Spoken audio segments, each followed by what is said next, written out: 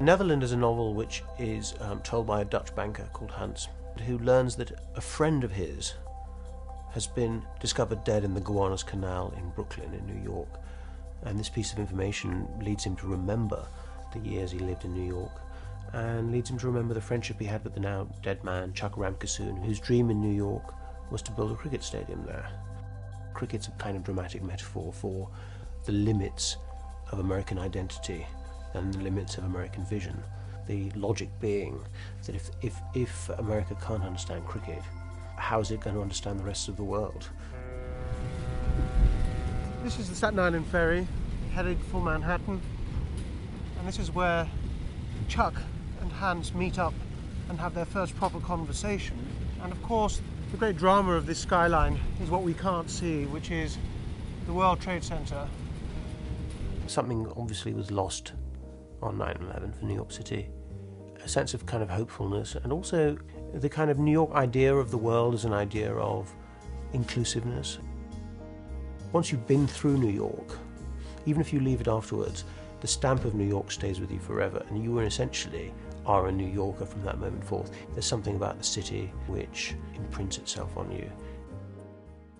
I felt this was a book about America, and I wanted it to be a book read by Americans about America.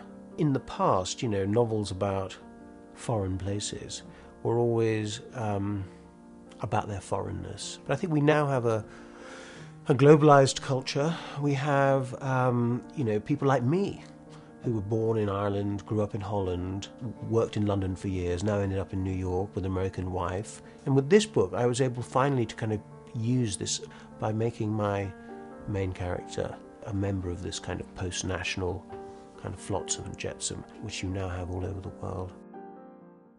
Is it the role of novels to arrive at conclusions about the world? I think that most people, if they reflect on how they experience the world, recognize that it's a constantly changing situation. It's always going to be slightly elusive to put your finger on exactly what this book is about. I remember somebody once asking me at a reading, well, what is this book really about? And I sort of was tempted to say, well, what's your life really about? In the various reactions that there have been to this book, some people say it's about cricket in New York, some people say it's about male identity and male and masculine loneliness, some people say it's about New York City or about the immigrant experience, other people say it's about a marriage and a relationship and a family.